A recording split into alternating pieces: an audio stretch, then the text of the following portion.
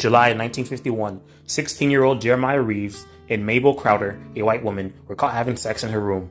Crowder claimed she had been raped by Jeremiah, and he was immediately arrested and taken to Kilby Prison. Police strapped him into an electric chair, saying that he would be electrocuted unless he admitted to committing all of the rapes white women had reported that summer.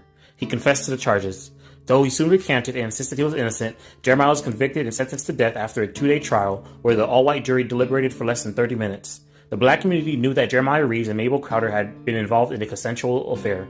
The Montgomery NAACP became involved and helped attract the attention of lawyer Thurgood Marshall.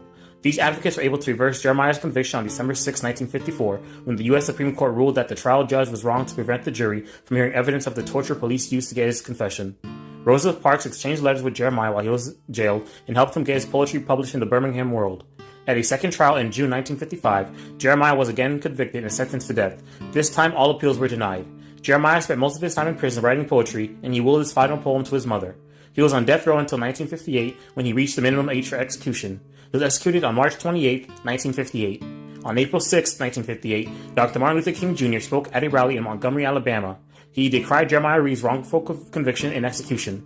As mourners and activists gathered peacefully, they were confronted by the KKK. Undeterred, Martin Luther King Jr. denounced the unequal treatment of white and black defendants and victims in the courts. Afterwards, 39 white ministers released a statement decrying the, quote, exaggerated emphasis on wrongs and grievances, unquote. All right, Shalom. We are the Hebrew Israelites from the Indianapolis branch of the Great Millstone. We're here to give all praises, glory, and honor to Yahweh, Ba'ashem, Yahushai, Ba'ashem, Rakakwadash. Double honors to our apostles and elders of Great Millstone who rule well in teaching us this 100% truth. Salutations to them and our fellow Akim who labor in this truth week in and week out on the highways and byways. Also salutations to the hopeful elect of the scattered 12 tribes of Israel, scattered to the four corners of the earth, that be like unto the speckled bird, also known as your Israelite foreigners and your so-called Negroes, Latinos, and Native Americans. To you, we say Shalom. Shalom. All right, we are back with yet another installment of our camp series called For Thy Violence Against Thy Brother Jacob. And before we get into it, I just want to audibly declare fair use, according to the Copyright Act of 1976 concerning the stipulations outlined in Section 107. All right, our topic for today is going to be from the EJI website, History of Racial Justice, and it's dealing with the execution of Jeremiah Reeves, as you see on the screen right now. Before we get into it, we'll get the opening scripture. Obadiah chapter 10 says, For thy violence against thy brother Jacob, shame shall cover thee, and thou shalt be cut off forever. Khan. Yeah, Obadiah verse 10, chapter 1, verse 10 says, it's the violence against our brother Jacob. That's talking about Esau, Edom, who is the so-called a white man, okay? The wicked, according to Malachi 1 and 4. And it's continually talking about his violence against us. He has had a perpetual hatred against the children of Israel, your so-called Negroes, Latinos, and Native Americans, and those scattered abroad, okay? And he says that the shame shall cover them. And right now, their tumultuous and wretched and wicked history is catching up with them right now. Okay, they're being exposed. According to Yahweh Ba'ashem Yahushai, the scriptures talk about the shameful spewing of this individual. It's gonna mess up his glory. His glory is gone in the sight of the rest of the world. All right, and it says he's going to be cut off forever. So we know the time is near where he's going to be judged. Okay, and as beloved elder Apostle Tahar declared this year, 2025, as the hopeful year of our deliverance and the destruction and judgment of Esau, Edom. Okay, and that's what we're hastening for. All right, by continually pressing this word out, this truth about the true children of Israel and the downfall of Esau, Edom. All right. And just was going into that shame. It's bringing shame or disgrace. This is a condition of humiliating disgrace. Something that brings reproach. Mm-hmm. And it says painful emotion caused by a consciousness of guilt, shortcoming. And we know that, through his pride, he actually doesn't feel guilty, you know, but he will have that shame that's going to cover him in the sense of everybody's going to look at him the way that he posted himself to be. When you hear white people, you know, he created that construct in the 1600s. You got the white people, and then you have the black people. White meaning purity, and black meaning void of light, evil, wicked. And now we're seeing through the history, you know, his conduct and everything that he's done. As if we someone get real quick, grab John 10 and 10. This is the book of John, chapter 10, verse 10, and this is Yahweh Shai speaking in the red letter. It says, "The thief cometh not, but for to steal, and to kill, and to destroy. I am come that they might have life, and that they might have it more abundantly." And so you're starting to see a difference between those who are of the righteous, you know, and those that are of the wicked. And the thief cometh not, but to steal, kill, and destroy. And when you go through the violence, the violent history of even how America was established, and then how they've gone throughout all of the places throughout the earth, you know, and how they established themselves, you see that it's been nothing but the taking of minerals, the heaping themselves of people, and sicknesses, pestilences, diseases, have been all throughout. Even looking at the violence against thy brother Jacob series, have we gone through those things? And Brother Amawan always brings it up. We've just skimmed the surface, you know, the tip of the iceberg, so to speak, of the atrocities and the things that they have done. First and foremost, well, to the whole world, but first and foremost to the so-called blacks, Hispanics, and Native Indians, because they have that perpetual hatred.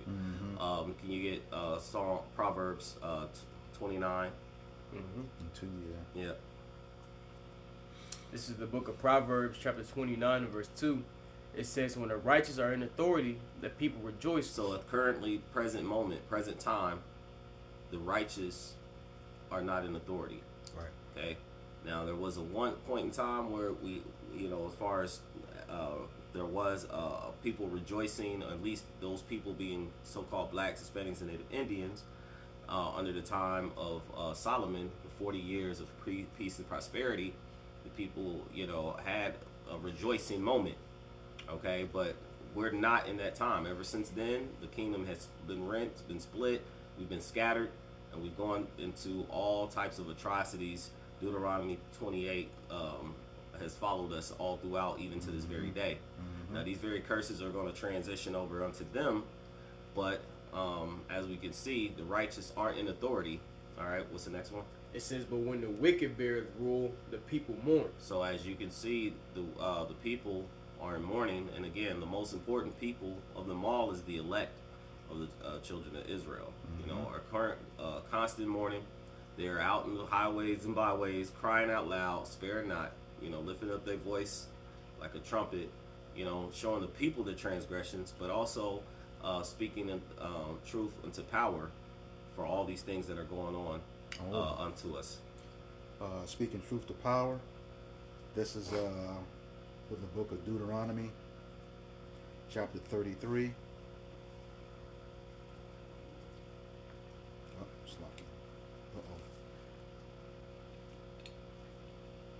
Got it jammed up. Verse 29. God.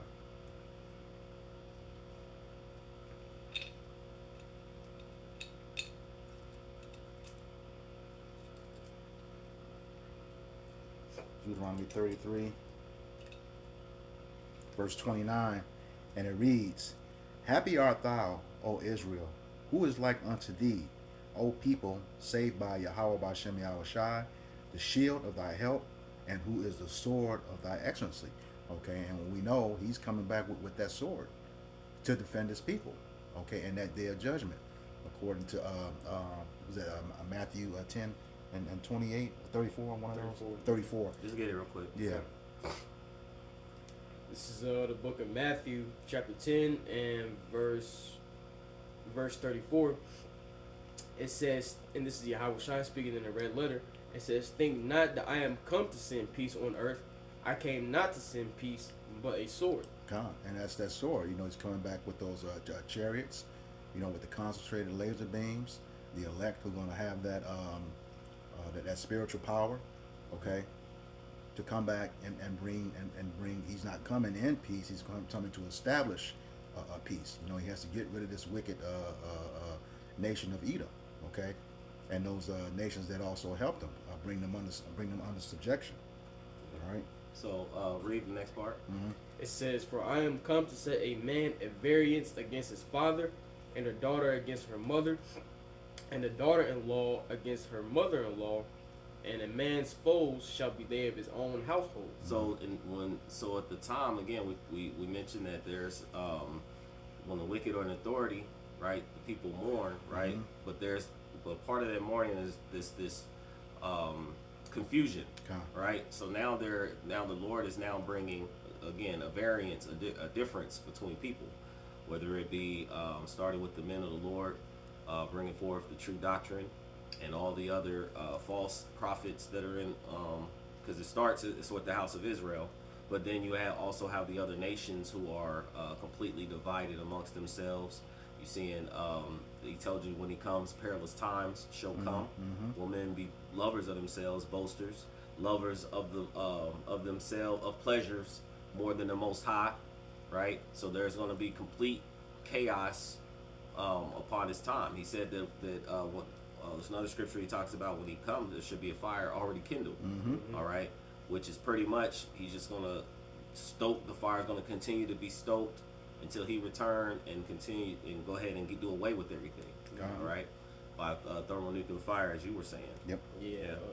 Yahweh said, "I'm come to set fire on earth, and what will I if it already be kindled?" So, really, what Yahweh says is that he's gonna add fuel to the fire, because shit's already gonna be going on. Before Yahweh returns, these famines, diseases, people fighting against one another with the sword, martial law, spirits manifesting themselves, unknown and newly created wild beasts.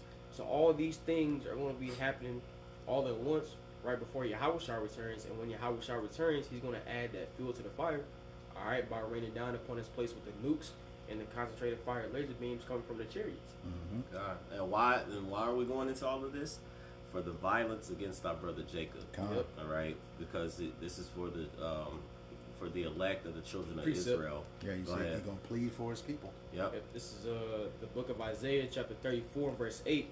It says, "For it is the day of the Lord Yahweh Ba'ashem Yahweh Shai's vengeance, and the year of recompenses for the controversy of Zion." God. You see, and we know recompenses goes into payback.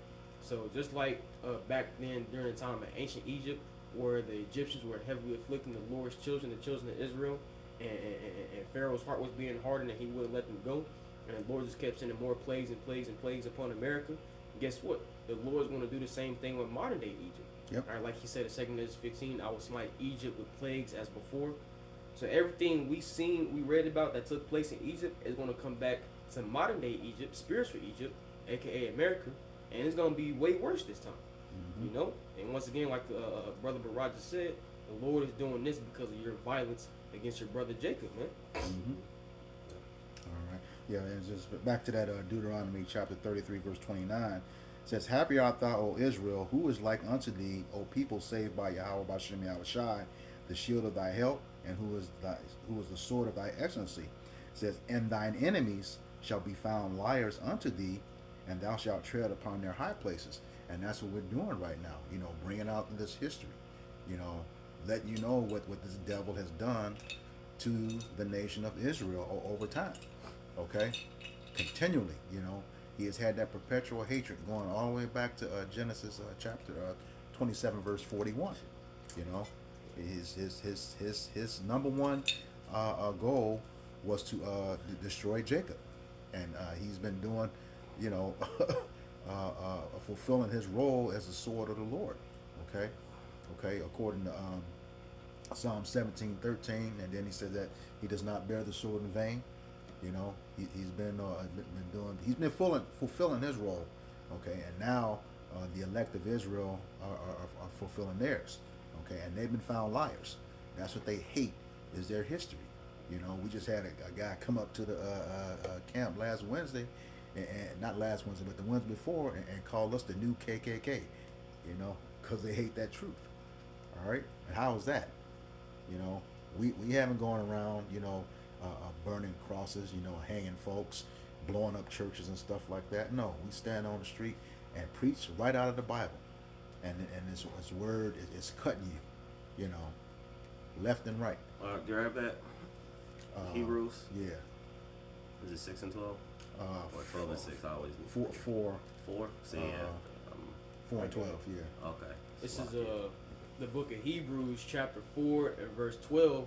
It says, "For the word of the Most High, Yahweh B'Hashem Yahweh Shai, is quick and powerful, and sharper than any two-edged sword, piercing even to the dividing asunder of soul and spirit, and of the joints and the joints and marrow, and is a discerner of the thoughts and intents of the heart." Yep. So like when they used to have that saying, "Words never hurt." Sticks and stone, they break my bones, but words will never hurt. No, words do hurt. Yeah. The word of the Lord, right? Because he also said, I would make my word as fire unto them. Mm-hmm. So yeah, this word burns, it cuts, and that goes for all those who, come against Yahweh Shem Yahweh Shai. Mm-hmm. And so, and like you said, you're bringing out the word, and sometimes people project. When they come at you, they project the things that they are. So they call him the K. Calling you, the brothers, the KKK. It's probably the real spirit that he's coming under. Right. Know? So, anything else? No. All right, we can go right into it. Okay, let's go ahead and get into the article. This is again, its title is from the EJI. We will put a link of this article in the description box of the video. And it's titled, Alabama Executes Jeremiah Reeves After Police Torture Him into a False Confession. And it starts out, on March 28th, 1958, a 22-year-old black man named Jeremiah Reeves was executed by the state of Alabama after police tortured him until he gave a false confession as a 16-year-old child.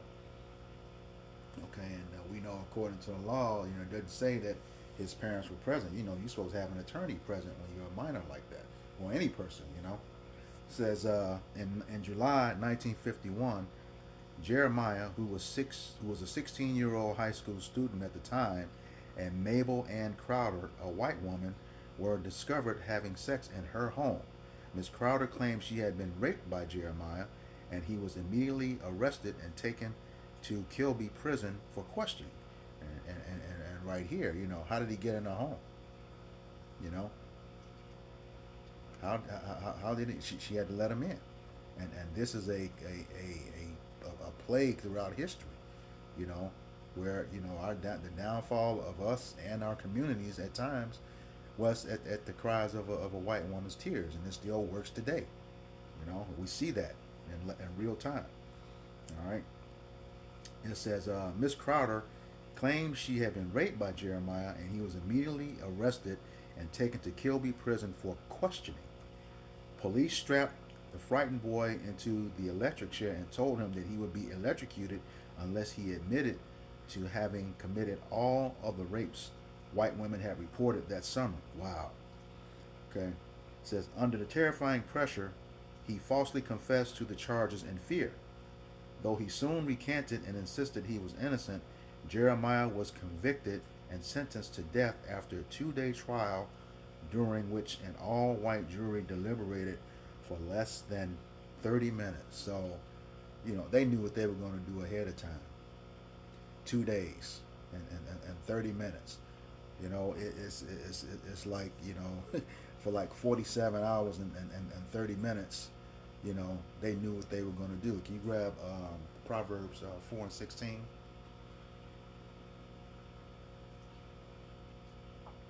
This is the book of Proverbs, chapter 4, verse 16.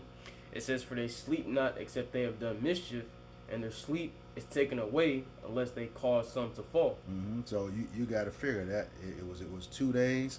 They were probably up that whole time, knowing what they was going to do to that to that Jake, and then deliberated in 30 minutes. They said he confessed to committing all those rapes that happened that summer. And you know, we were talking about at the camp to watch the movie Rosewood. Turns out it was a so-called white man who was guilty of raping women and then blaming a Jake. You know, that was very common in that time, very common for now. All right. So yeah, like I said, they sleep not. So they were probably that whole time building a case on this guy, on this Jake, to have to get him executed. All right. Back into the article, it says the local black community believed, and in some cases knew, that Jeremiah Reeves and Mabel Crowder had been involved in an ongoing consensual affair. Concerned about the read that one time. It says the local black community believed, and in some cases knew, that Jeremiah Reeves and Mabel Crowder had been involved in an ongoing consensual affair. Yeah, so I can make like an assumption that there probably was some older folks that said to him like, "Hey, you better leave that woman alone." Mm-hmm. I'm just make the assumption of that because they spoke up a little bit more back then. Yeah, probably wouldn't speak against the so-called white woman, but they probably had said something to him before, because for him to be in there and then they were discovered, it seemed like they was very comfortable. Mm-hmm. I'm just kind of painting a picture, as to how they could have been, discovered. Mm-hmm. And of course, if you're discovered, not at one point does it say, we know the story now, but it said that she was screaming for help or anything like that when they were discovered. That would have been something they would have definitely brought out in information, like we heard screams and we came in and she was yelling for help, but yeah, this is just the way it was at that time, man. Mm-hmm. And even to this day, some Jakes still get in trouble. Yeah. They can be married to him, have kids by him, and boom, one little cry and he's gone. Look what happened to old boy Majors, Jonathan Majors. Okay, says concerned about the injustice of the young man's conviction, the Montgomery NAACP became involved and helped attract the attention of national lawyer Thurgood Marshall. These advocates were able to win reversal of Jeremiah's conviction on December 6, 1954, when the U.S. Supreme Court ruled that the trial judge had been wrong to prevent the jury from hearing evidence of the torture police used to get his confession. Man. And to this day, they're still doing that. When you go into a case, the prosecution and the defendant agree on what evidence is going to be presented in court, which is totally against the scriptures. It tells us to examine the whole matter before thou blame. Is that Sirach 11 and 7? Mm-hmm. You can grab that for me right quick.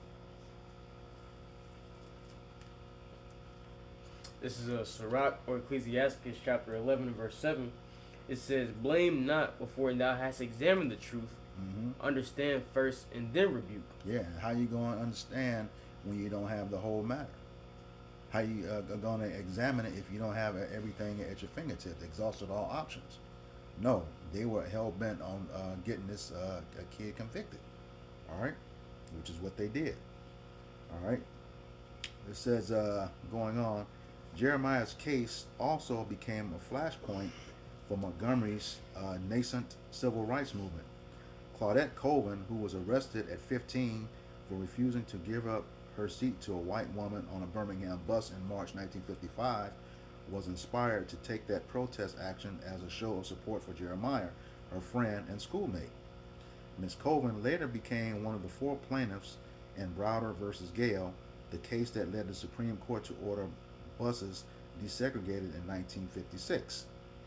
Rosa Parks exchanged letters with Jeremiah while he was jailed and helped him to get his poetry published in the Birmingham World.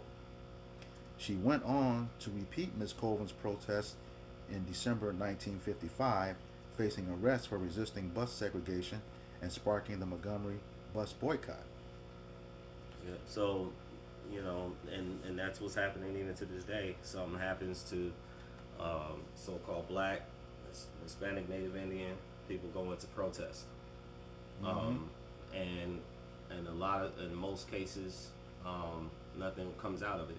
You know, when you look at just the list, the first one, that they've made, huge, George Floyd. Mm-hmm. Was the other young guy prior to him? With the he was in his neighborhood. Can't think of his name. Was it when the two Edomites was chasing them down? Well, it's the one guy. That was Ahmaud Arbery. Well, him. Yeah. See, so it's like you got a list of just things happening, but a lot of these things are happening because our people aren't turning to Yahweh Bashim Yahushai for protection. We're not.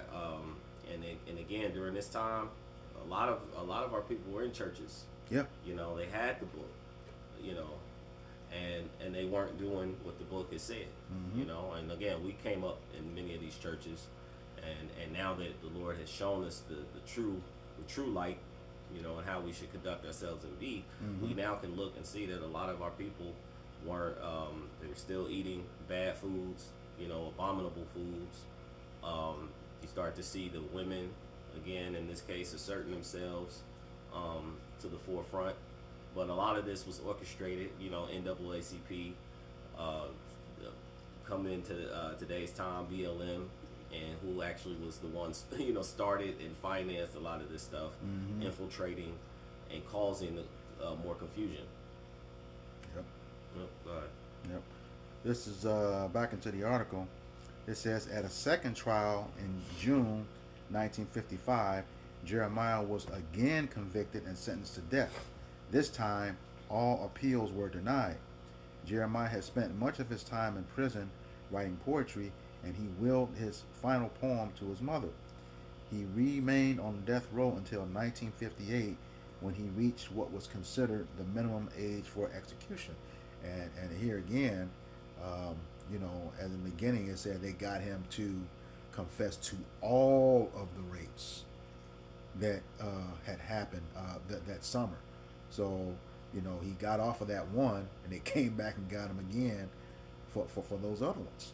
Because I do believe, and don't quote me, there's a thing called double jeopardy in court. You can't be retried for the same crime that you were found not guilty of. But here again, when he confessed to all of those, they had them all potentially, this is just me speaking, probably had all of those lined up just to get him. Depending on how many of those rapes occurred. It could have been 2, could have been 3, could have gone on forever. But they were going to get him on something. All right.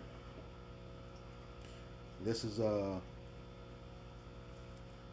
back into the article. It says, on April 6, 1958, Dr. Martin Luther King Jr. spoke at an Easter rally in Montgomery, Alabama. Standing on the marked spot on the Capitol steps where Jefferson Davis had been sworn in as President of the Confederacy in 1861, Dr. King decried Jeremiah Reeves' wrongful conviction and execution, which had been carried out a little over a week before. As mourners and activists gathered at the Capitol for the rally, they were confronted by the Ku Klux Klansmen determined to disrupt the peaceful demonstration. Right? Undeterred, Dr. King forcefully denounced the unequal treatment of white and black defendants and victims in the courts. Truth may be crucified and justice buried, he declared, but one day they will rise again. We must live and face death if necessary with that hope. It says afterward, a group of 39 local white ministers released a statement decrying the activists, exaggerated emphasis on wrongs and grievances. Man, see these so-called ministers, white ministers, that's the same evangelicals today. It's talked about all the time. How they are the worst. As a matter of fact, they preaching out of the Bible and got it all wrong. Psalms 50, what's that, 16, 17, talks about Esau, how he's cast away and struck. You want to grab that?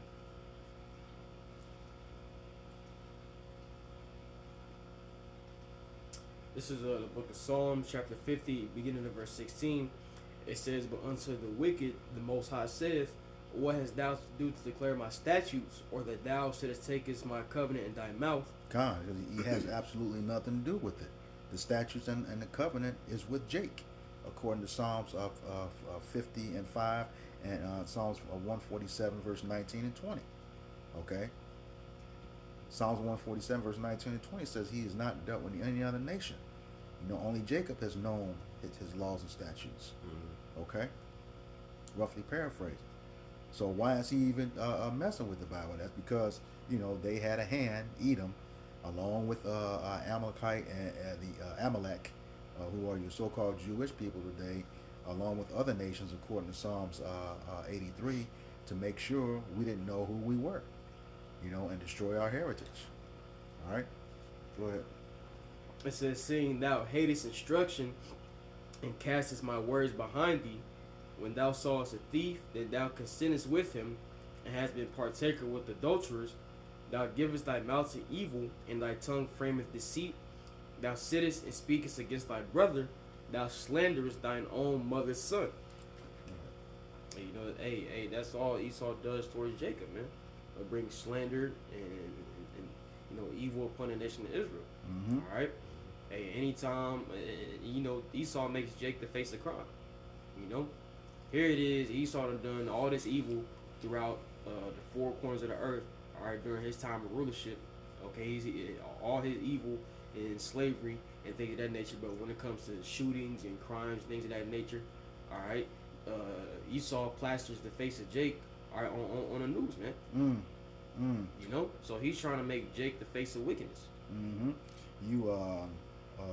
Barab brought out that definition of shame, right? Yeah. Shame earlier. This is the book of Sirach, chapter 23, and verse 15. And it reads, the man that is accustomed to opprobrious words will never be reformed all the days of his life. Okay? And that word opprobrious means to continually to bring shame and disgrace. Okay? And that's what, you saw in this case as in many other cases. Finding a reason, whatever, to bring shame and disgrace to the nation of Edom. Okay? And Jake has a hand in a lot of that by doing stupid stuff, that he becomes the face of a lot of Esau's wickedness. That's talked about in Jeremiah 2 and 33, where it says, "Why hast thou turnest thy way to seek love? Hast thou also taught the wicked ones thy ways?" Okay? Now we become the face of that evil. And Jake, doesn't realize, a lot of Jake don't realize, you can't do the same thing that this man does. Okay? He gets a slap on the hand. All right? And you get the punished to the fullest extent of the law. Well, the law in the scriptures, the Lord said, "I will punish you 7 times more for your transgressions." Mm-hmm. Yeah. Yep. And this is the same. Wasn't that lady? They got shot in the face in Alabama recently. Was that Alabama? She was shot in the face. They called the police, and they came in, and she saw it was getting heated, and she said that false name, and he shot her 3 times. 2 of the bullets are hitting her in the face. And now they talking about letting him go home and be with his family. That's just how wicked this devil is. I forget his name. Well, I got a quick. Go ahead. It's Isaiah 47. Just going straight to the point. This is dealing with the old virgin daughter of Babylon, which is today America. So just getting straight to the point. So he's speaking shame.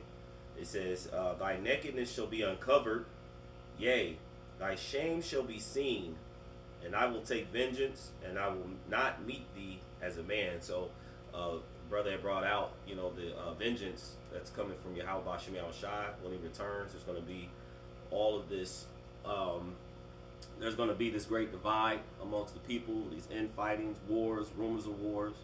But then, mainly, in today's time, the other nations have been and currently seen all the things that you've done to the so-called blacks, Hispanics, and Native Indians. All these years, they've seen how you've treated the Israelites, right? And then how you've also have been treating your own people. Someone can get that. He that's to himself. His Got it. Sirach 14:5. I got it. Go ahead. Sirach, or Ecclesiastes chapter 14, verse 5. It says, "He that is evil to himself, to whom will he be good? He shall not take pleasure in his goods." So pretty soon, you're gonna all the things that you've done, like the substance that you have gained, you know, the things that you've stolen. The scriptures talk about how you're gonna pay sevenfold. You're gonna completely give that back. Job speaks about you vomited it back up. Yep. And so it has to be, everything has to be uncovered. Like Yahweh Shai, was talking to the Israelites,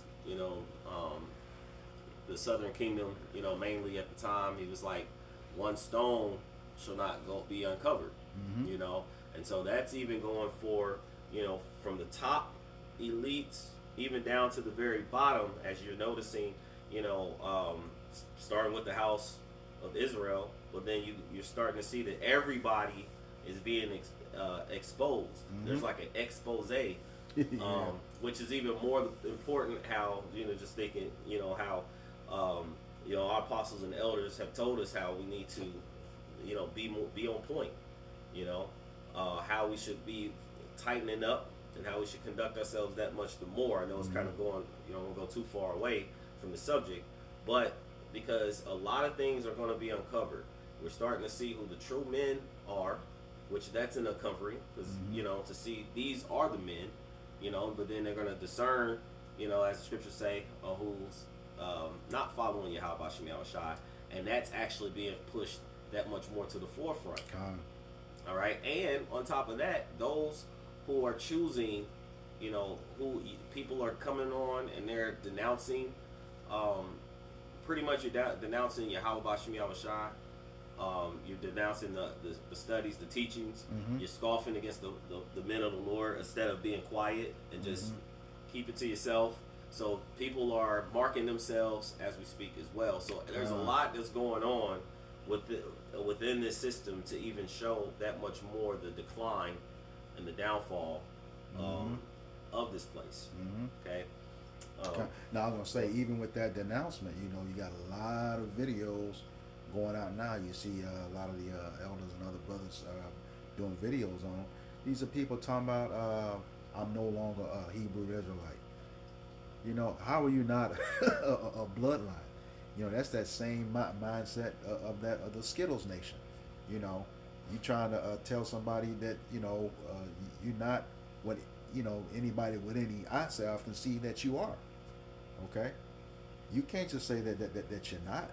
That's a bloodline, but that's that the Lord got that stumbling block on him. He ain't anybody who says that.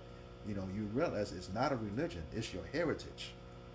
Okay, to be an Israelite of the 12 patriarchs, of the 12 tribes of Israel. All right. And in the end, like I said, it's going to be known who is his chosen. And then wisdom of Solomon, like shame, is going to be covered.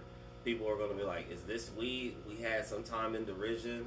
That goes for 2/3 of our people. There's also going to be like, "Man, you done got on here and you denounced the very thing that was for you."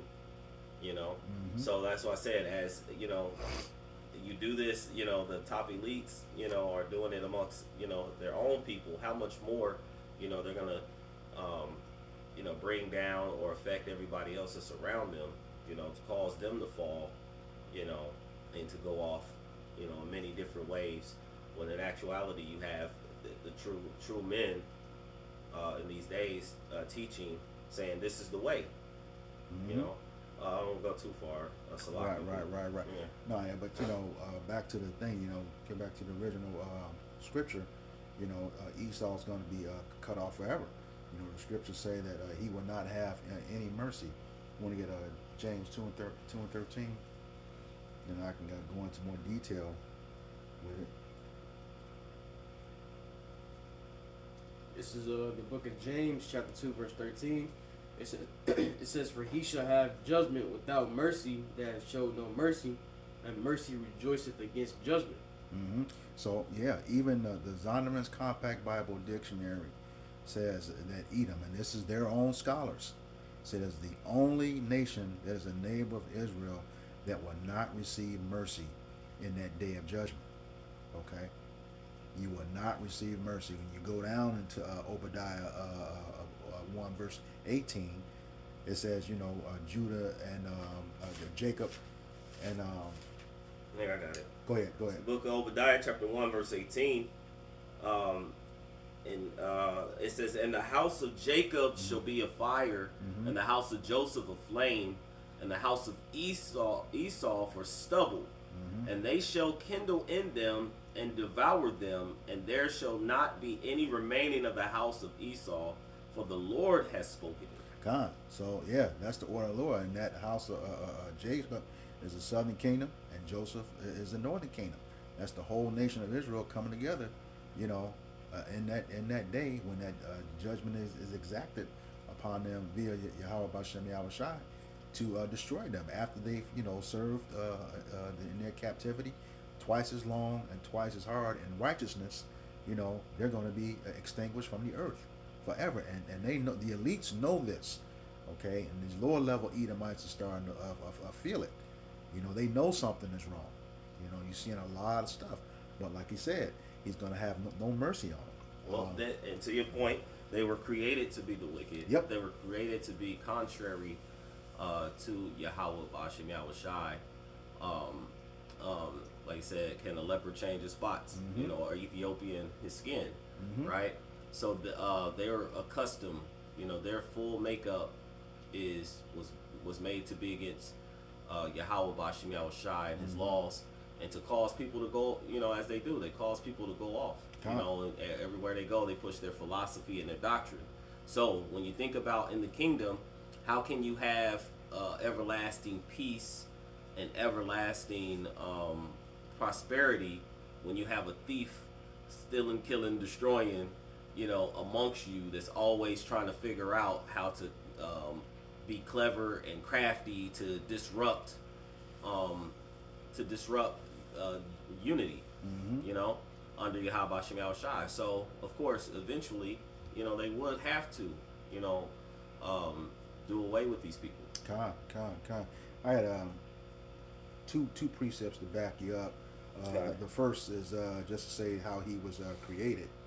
This is the book of Sirach, chapter 33, began in verse 13. It says, as the clay is in the potter's hand to fashion it at his pleasure, and that potter is Yahweh Bashem Yahweh Shai, and the clay is is the people, but it's going to get to specific people here. It says, so man is in the hand of him that made him to render to them as liketh him best. Okay, and we know according to Romans 9 that there's a vessel of honor, which is Jacob, the 12 tribes of Israel, and a vessel of dishonor, which is Esau, Edom, the so-called white man. Okay, verse 14, it says, good is set against evil, and life against death. So is the godly against the sinner, and the sinner against the godly. Okay, and that's that's that balance, that the Yahweh Bashem Yahweh Shai has in the earth. Proverbs 11:1 says a false balance is an abomination to the Lord. But his he likes a just weight. A just weight is his delight. Okay. You got more? Yeah. All right. It says, so look upon all the works of the Most High, and there are two and two, one against the other. So we know for a fact this is the way it's set up. And like you said, if we're going to live in peace, this devil has to be gone. And even after the destruction, we know the scriptures say, I believe it's Isaiah 26:10, let favor be shown to the wicked, yet he will not learn righteousness. So we're going to always have something to judge in the kingdom until this nation of people are gone. And even after that, because the other nations, they still have to follow the order, because they're gonna come, let us walk into the house of the Lord, who can teach us His ways. We're gonna be a nation, the kingdom of priests. We're gonna be rulers. We're gonna rule over the whole entire earth. let me get this real quick, just because he quoted it. This is the book of Romans, chapter 9, verse 20, and just going straight to the point. He says, let me see, 20, 19. It says, "Thou wilt say then unto me, why doeth he yet find fault? For who has resisted his will?" So, everything is under the orchestrate, is orchestrated by Yahweh Shem Yahushai, right? The king's heart is in the hand of the Lord, and as rivers of water, he turneth it whithersoever he will. All right, so yeah, he has complete control. So people think, this whole thing about free will, there isn't any. The Lord controls all, right? And we delight in that because he's put us in a position that we're in to this very day. And if you come into this knowledge and this truth and you can accept it, that's a very good thing because he's brought you to this place. So but going further, he says, "Nay, but O man, who art thou that repliest against the Most High?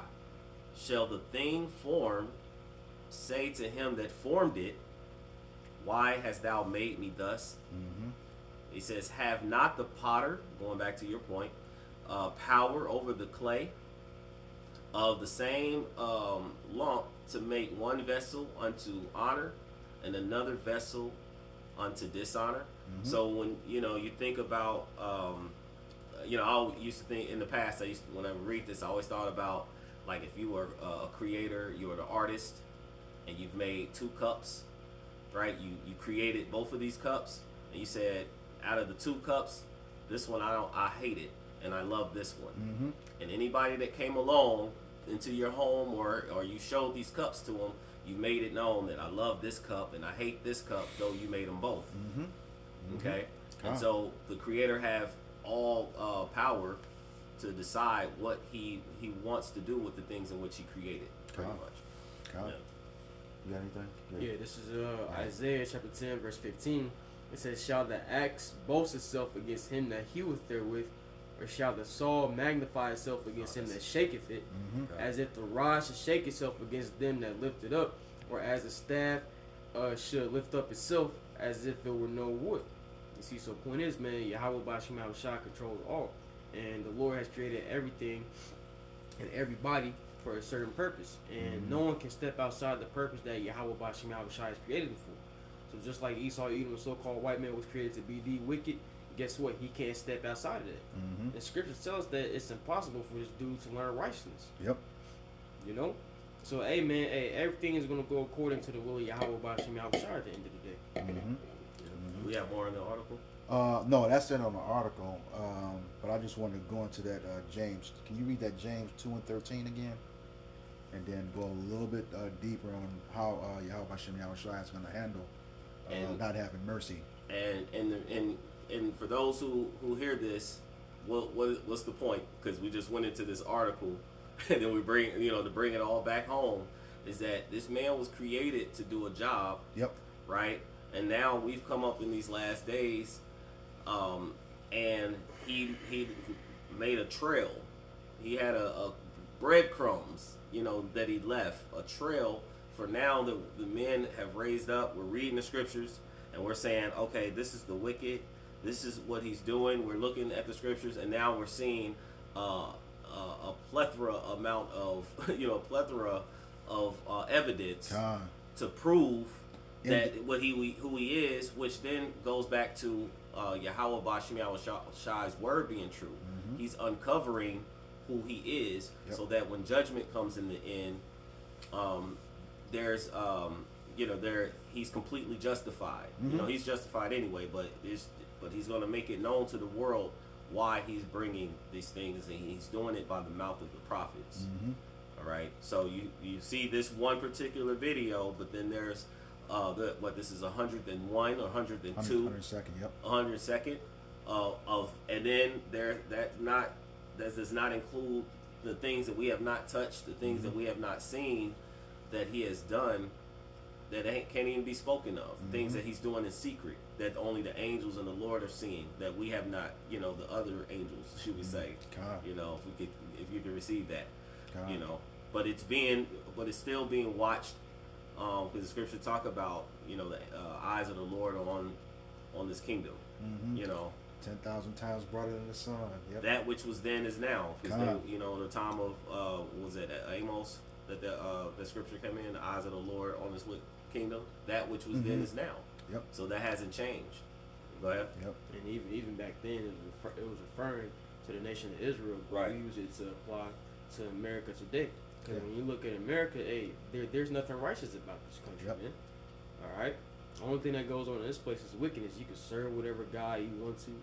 Our adultery is highly exalted in this place, Mm-hmm. and you know, just wickedness in general. Mm-hmm. You Man, see, to your point, Ezekiel, like I like that, like just before the judgment was coming, he actually said, you know, he showed Ezekiel, you know, like look what they're doing. They make it Israel baking cakes to God, you know, goddess of heaven. You know, he's doing all type of different worshiping. The men, elders of the city, was behind the doors doing, you know, different types of sacrifices and rituals. You know, just all throughout. You know, so the Lord was seeing it all, and he was showing it, and he was uncovering it to, you know, Ezekiel. Yep. You know, and many of the prophets, you know, because the Lord would do nothing, but he revealeth his secrets to the servants, the prophets. So in order to see the certain things that are going on, you know, it has to be revealed unto the prophets. So the prophets, like Nathan and and David. You Mhm. know, yeah. He wasn't there right then and there, but Prophet Nathan knew. Yep. Prophet Nathan knew, yeah. Yep. So it even goes for us, you Yep. know, in these times. So that's why I said it's that much more important that we be on point. Let's go and get that James and Yeah, and and then I'm we'll get- going yeah. deeper on that mercy. Read that James 2:13 again. this is James chapter 2 and verse 13. It says, "For he shall have mercy, for he shall have Salakia, for he shall have judgment without mercy that has showed no mercy, and mercy rejoiceth against judgment." Okay, and this is Psalms 109, and this is David speaking. I'm gonna read verses 1 and 2. You know, just to get context of who this is. It's talking about the wicked Esau Edom. This is verse 1. It says, "To the chief musician, a psalm of David, hold not thy peace, O power of my praise, for the mouth of the wicked and the mouth of the deceitful are open against me. They have spoken against me with a lying tongue." And that was evident in this in the details of this article we just read. Okay, now with respect to James 2 and 13, I'm gonna skip down to Psalms 109, verse 12, and it reads, "Let there be none to extend mercy unto him, neither let there be any favor to his fatherless children." Verse 13, "Let his posterity be cut off, and in the generation following, let their name be blotted out." Okay, and that posterity, when you go into that word, it's dealing with the progenitor all the way to future generations, okay, of a nation. And we're talking about the nation of Edom, who is the wicked, according to Malachi 1 and 4. Okay, it says, verse 14, "Let the iniquity of his fathers be remembered with Yahweh Bashem Yahushai, and let not the sin of his mother be blotted out." So the so-called women of that nation too. You know, we've said before in previous videos, you know, it was a so-called white woman who had 43% ownership of slavery, of slaves. Okay, you get that account in the book called "We Were Her Property." Okay, because a lot of those slave masters didn't have sons to leave an inheritance to, so they left it to their daughters. You know, 43% of them. And it says, verse 15, "Let them be before Yahweh Bashem Yahushai continually, that he may cut off the memory of them from the earth." Okay, and that's just what he's going into. They're going to go extinct. Right. You know, according to Obadiah 1 and 18. All right. Yeah. You got something? You got more? Yeah, just a little bit more. And this is just to close it up. It says, "Because that he remembered not to show mercy, but persecuted the poor and the needy man, that he might even slay the broken in heart." Verse 17, "As he loved cursing, so let it come unto him. As he delighted in not blessing, so let it be far from him." And we know, according to Deuteronomy chapter 30, verse 7, you know, the curses that were upon us are now being lifted and going onto them. And they're going to get the same thing. So that's just to go into detail about that James 2 and 13 on who that mercy would not be shown to and why. All right? No, that's it. All right. We're close. All right, so with that, We hope this lesson was edifying to the elect body of the nation of Israel. Once again, we're going to give all praises, glory, and honor to Yahweh, Ba'ashem, Yahweh Shai, Ba'ashem, Rakakwadash. Double honors to our apostles and elders of Great Millstone who rule well in teaching us this 100% truth. Salutations to them and our fellow Akim who labor in this truth week in and week out on the highways and byways. Also, salutations to the hopeful elect of the scattered 12 tribes of Israel, scattered to the four corners of the earth, that be like to the speckled bird, also known as your Israelite foreigners and your so-called Negroes, Latinos, and Native Americans. To you, we say Shalom. Shalom. Kwam Yasharala. Kwam Yasharala. Abba Babal. Abba Babal. Shalom.